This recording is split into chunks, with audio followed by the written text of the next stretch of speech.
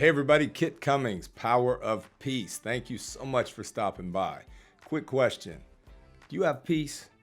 And I'm talking about, do you have peace in the head, in your heart? Is your set point relaxed and joyful? If you said yes, man, start your own channel. If you said no, man, drama's killing me, this station is for you. So tune in every day and be the peace you wish to see in the world today. Peace. We all need is the peace and lost all the power that comes. Hey everybody, welcome back to the Power of Peace. I'm Kit Cummings, and today we'll be moving on in our series on breaking the cycle of addiction. We live in an addicted world, and people are basically, especially young people, believe that pain is the enemy and we got to avoid it at all costs. And more people are starting to live that way as drama and depression and anxiety. We're being squeezed by what's going on in this world, and it makes for a maddening, voice in the head. So it's obvious that a lot of people are going to reach for something outside, a new relationship, some sort of chemical, a new, whatever, something that makes you feel good in the moment. But if it's not something that's changing on the inside, man, those moments are going to change, and it becomes this downward spiral. And so first week we talked about awareness. You've got to understand this battle. If you're not willing to do a little bit of research and shoot with the world we live in, with Wikipedia and YouTube and all these resources, if you don't study this thing, then, that's on you, because we got to be in this battle.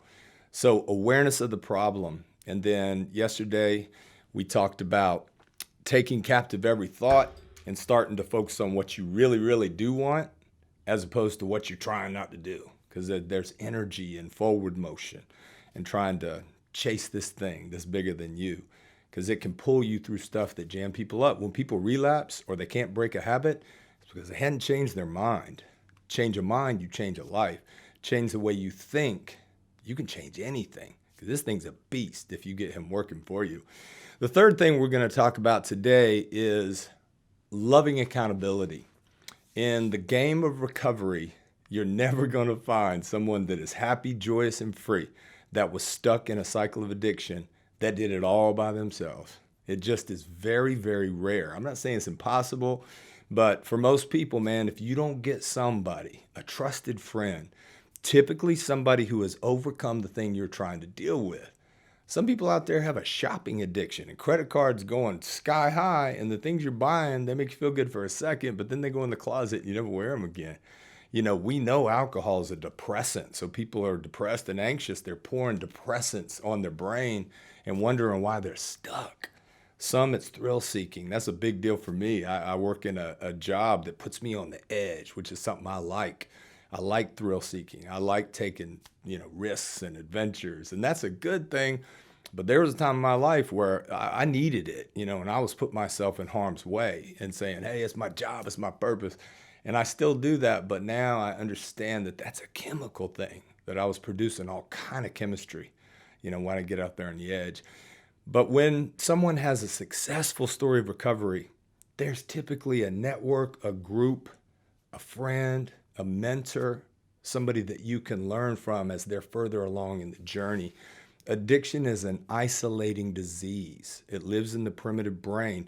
It speaks to us all day long. They're triggers. Places you go might be a trigger. Certain people are triggers.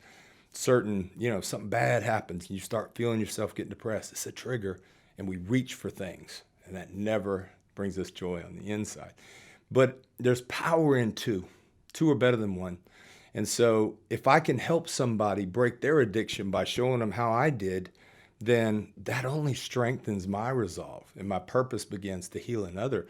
When that person gets healed, you got to go out and give it another. You can't keep something if you don't give it away. And so today I want you to think about a trusted friend. And if you say, I ain't got anybody like that, well, good. There's anonymous groups out there, and that's what it's all about. And anonymity is sacred among people that are overcoming addiction. And so be aware of the situation you're in, and then create a big dream around something you want, the life that you want. Write it down, make a list. Here's what I want.